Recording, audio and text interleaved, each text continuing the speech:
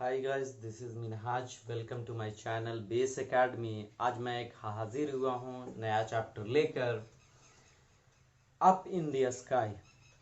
एक बच्चा जब सुबह सवेरे उठता है, बाहर निकलता है, आसमान में सूरज देखता है और दिन में पूरा उजाला उजाला सा दिखता है, हर तरफ रोशनी होती है।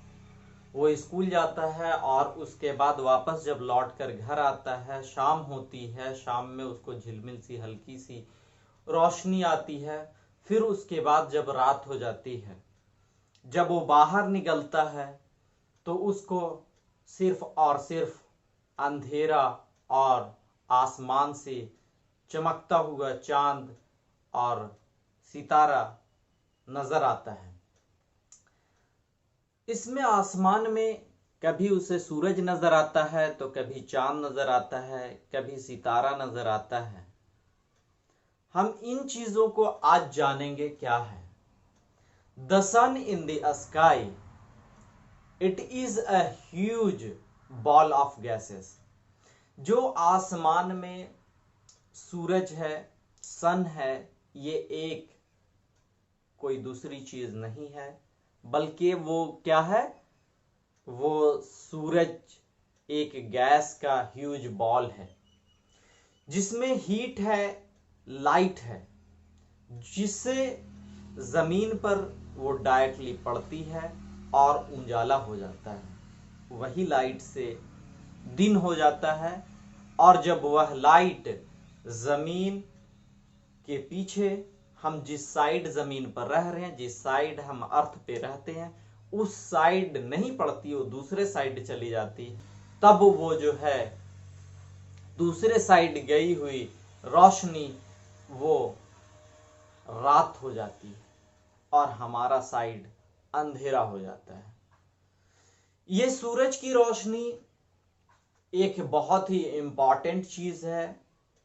इसकी ही मदद से, इनकी प्रेजेंस में, इस सूरज की प्रेजेंस में जो पौधे हैं, पेड़ पौधे, ये सभी अपना खाना बनाते हैं और जिसपे हर एक जानदार डिपेंड करते हैं। All animals, humans are dependent directly on the plant और इनडायरेक्टली ऑन द प्लांट। ये जो है डायरेक्टली या इनडायरेक्टली प्लांट पे ही डिपेंड करते हैं और प्लांट एनर्जी जो है, जो एनर्जी रिसीव करते हैं, वो डायरेक्टली सन से करते हैं। इसलिए अल्टीमेटली, फाइनली सभी के लिए सोर्स ऑफ एनर्जी सन है। सन की जो एनर्जी है, सन की एनर्जी को हम स्टोर करके रात में भी रोशनी, लाइट जला सकते हैं। हम उससे खाना बना सकते हैं और हम उसकी एनर्जी से बहुत सारा काम कर सकते हैं। हम उसकी एनर्जी से मोटर गाड़ी और फैक्ट्री में बहुत सारी चीज़ों, बहुत सारी मशीन को हम चला सकते हैं। हम उसकी एनर्जी को इस्तेमाल करके हम उससे बहुत सारा काम कर सकते हैं। इसके बाद हम बात करते हैं मून की। ये मून क्या है? ये मून ये एक सैटेलाइट है, जो नेचुरल सैटेलाइट है। जमीन की ये चारों तरफ घूमता है। It is round like sun but it has not its own light. ये जो है सूरज की तरह गोल तो है, लेकिन इसको अपनी लाइट नहीं है। रात में फिर भी हम देखते हैं कि ये चमकता हुआ, रोशनी देता हुआ नजर आता है। तो फिर आप क्वेश्चन कर सकते हैं कि रात में उससे लाइट मिलती है, रोशनी होती है, वो कैसे होती है? दोस्तों, ये लाइट जो है, ये रोशनी जो है, इसकी अपनी नहीं है। ये सन से ये लाइट रिसीव करती है और वही पार्ट, जो पार्ट सन से रिसीव करता है लाइट, और उसके बाद हमें जो नजर आता है जमीन से छुपकर वो जमीन से छुपा हुआ जो पार्ट है वो नहीं नजर आता, और जो खाली पार्ट होता जो जमीन से थोड़ा सा हमारे सामने आता, हमारे हिस्से तरफ आता, हमारी जमीन हम जहां पे रहते हैं उसके सामने जितना पार्ट नजर आता है वो चमकता हुआ सूरज की रोशनी की वजह कराता है। सूरज की रोशनी वहां पड़ती है जिससे वो चमकता और हमें नजर आता है। तो सूरज की रोशनी से वो चमकता है, उसकी अपनी लाइट नहीं होती है। आप देख सकते हैं रात में निकलकर वो आसमान पूरी तरह जो है वो स्टड होता है, पूरी तरह स्टार्स से स्टड होता है, जड़ा हुआ होता है। वो जड़ा हुआ जो होता है स्टार्स, वो स्टार्स और ये चांद रात में जो नजर आता है, ये चांद सूरज की रोशनी से चमकता हुआ नजर आता है।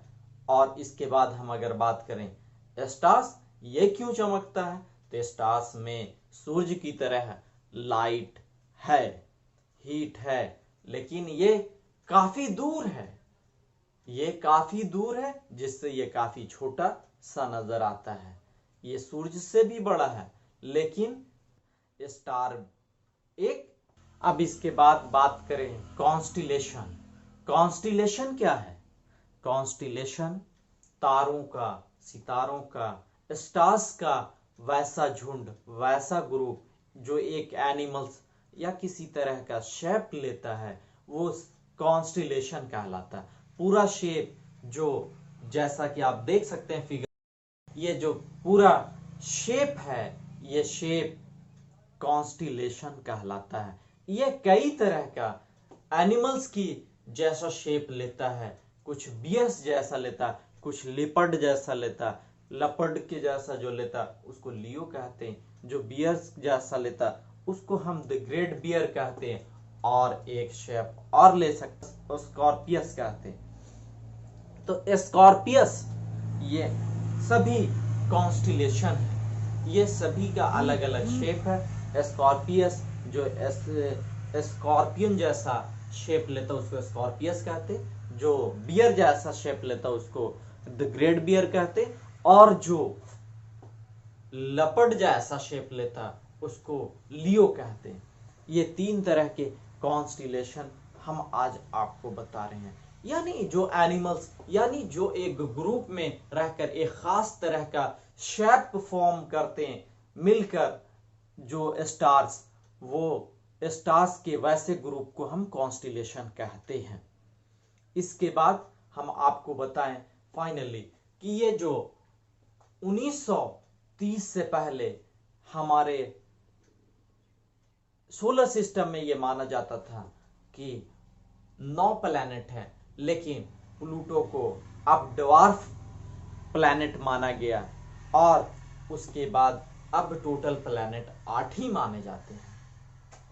टोटल प्लैनेट 8 हैं, और 8 में जो प्लैनेट हैं, सबसे मेन जो हम अगर बात करें तो मेन बात इसमें यह है कि सारे के सेंटर सन है।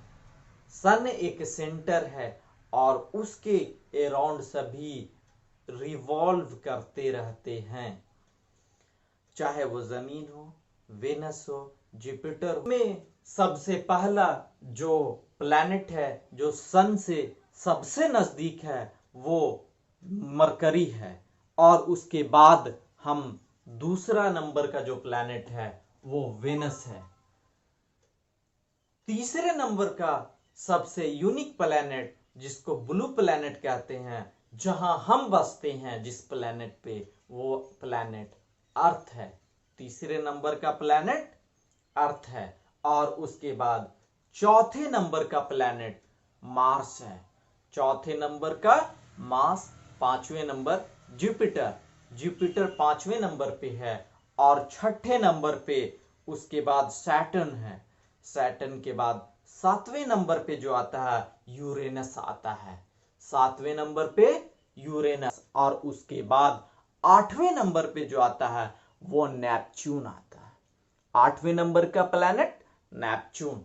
इस तरह से आठों अपने नंबर्स वाइज ये जो मीन्स दूरी है इनकी वो सन से दूर होते जा रहे हैं। सबसे नजदीक का जो प्लैनेट है वो मरकरी है और सबसे दूर का प्लैनेट जो है वो नेपच्यून है।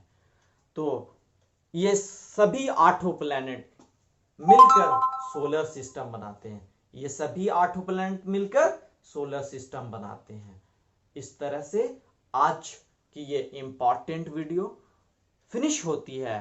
आई थिंक आप लोगों ने काफी इंजॉय किया इस वीडियो को देखकर। तो और अगली नई वीडियो देखने के लिए, नोटिफिकेशन पाने के लिए आप सब्सक्राइब जरूर करें और अच्छी लगी हो तो लाइक करें, बेल आइकन जरूर दबाएं ताकि जो भी नई वीडियो बने वो आपको आसानी से नोटिफिकेशन में आ जाए और आप उसे वॉच कर सकें। Thank you, bye bye.